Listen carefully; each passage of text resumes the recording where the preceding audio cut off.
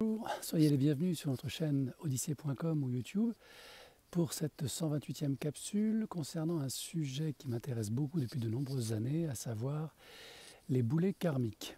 Alors, lors de la dernière capsule, j'avais évoqué la troisième partie du temps de vie où l'on devait désormais apprendre à être plus conciliant, plus patient, peut-être même à aimer les gens que l'on n'aimait pas d'habitude ou qui nous gênaient dans notre quotidien, professionnellement, sur le plan familial, personnel ou amical.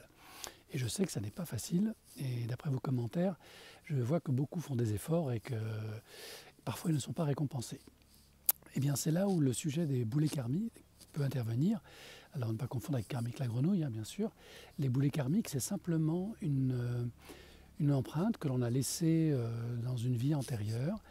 En sachant que quand je parle de vie antérieure, je peux aussi parler de la petite enfance, de l'adolescence, du début de la vie d'adulte, qui sont des vies antérieures, puisque vous n'êtes plus la même personne que celle que vous étiez à cette époque-là. Donc ce sont bien des vies antérieures à votre vie d'aujourd'hui.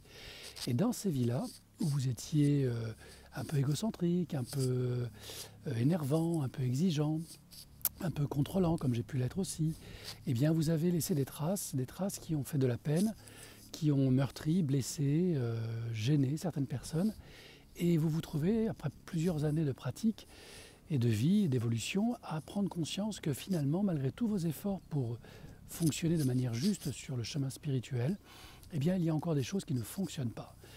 Des relations sentimentales qui ne durent pas, des métiers qui ne portent pas leurs fruits, l'abondance qui n'est pas là. Et vous êtes surpris, vous êtes déçu, et vous vous dites à quoi bon avoir fait toutes ces années de travail sur moi, travail spirituel, pour ne pas obtenir ce que je désire, à savoir la sérénité, la paix, la sérénité et la sécurité matérielle. Eh bien ça, c'est directement lié à ces fameux boulets karmiques que vous n'avez pas encore résolus. Et pour les résoudre, c'est assez simple. Il vous faut, dans la mesure du possible, retourner voir les personnes concernées par ces karmas que vous avez créés, volontairement ou involontairement, prendre le temps de vous excuser ou de faire en sorte de compenser. Et si vous y arrivez, eh bien si vous y arrivez, bonne nouvelle, les boulets karmiques vont se désintégrer. Alors ils ne vont pas disparaître, en fait ils vont se transformer en apprentissage. Et à partir de ce moment-là, vous allez vous rendre compte que vos relations deviennent plus fluides, que des gens que vous aimiez, que vous aviez perdus de vue, vont revenir dans votre vie, que l'abondance va revenir aussi, que les choses vont être beaucoup plus simples. Donc pour effacer un boulet karmique, idéalement, en tout cas c'est mon expérience, on doit passer par ce que j'appelle la rédemption. La rédemption, c'est la capacité à demander pardon, à prendre conscience et à le faire avec le cœur et non avec l'esprit, le mental. Parce que demander pardon avec le mental, juste pour mettre derrière soi des vieux dossiers, ça ne fonctionne pas. La rédemption, c'est vraiment une prise de conscience, c'est le cœur qui s'ouvre, c'est quelque chose qui vous déborde comme une espèce de tsunami, où vous prenez conscience que finalement, vous étiez dans l'erreur, vous avez mal interprété les intentions des gens qui vous entouraient, vous n'avez pas vraiment saisi l'importance de vos échecs et de quelle manière les gens qui vous ont fait du mal, finalement l'ont fait pour vous aider à avancer, consciemment ou inconsciemment. Alors je sais que tous ces paramètres sont très difficiles à accueillir quand on a souffert, que l'on s'estime être une victime, que l'on pense que c'est injuste. C'est vraiment trop injuste. Le monde est parfois injuste, c'est vrai, mais pas tout le temps. Et pour celui qui sait voir, qui sait mettre de côté, je dirais, cette médaille victimaire, eh bien, il y a un grand profit à tirer de toutes ces expériences. Ces boulets karmiques, ils pèsent, ils nous ralentissent, ils ne nous empêchent pas d'avancer, bien sûr, mais ils sont là et ils peuvent devenir parfois une sorte d'handicap qui nous met dans un état d'inertie. Et dans cet état d'inertie, notre vie a tendance à ne pas trop bouger. On se demande même si nous aurions un avenir après toutes ces vicissitudes. En fait, la grande erreur et le piège de ces moments d'inertie consiste à imaginer que si l'on n'avance plus dans la vie, c'est de la faute de l'autre.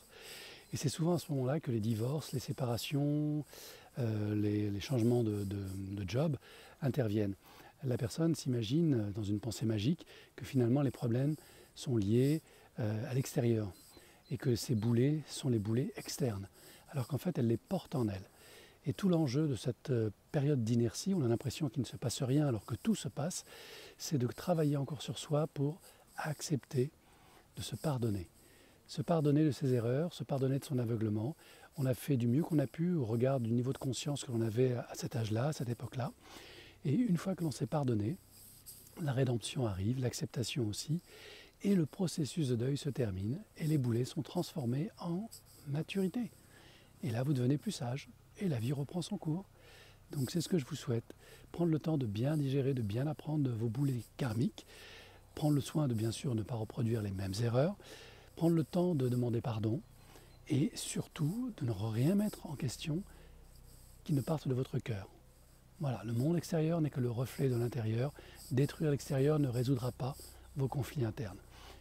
Commencez par vous-même, commencez par vos prises de conscience et patiemment, soyez patient avec vous-même, les choses se remettront en place et le flux de la vie vous amènera sur votre chemin. Et là, vous serez heureux. Namasté.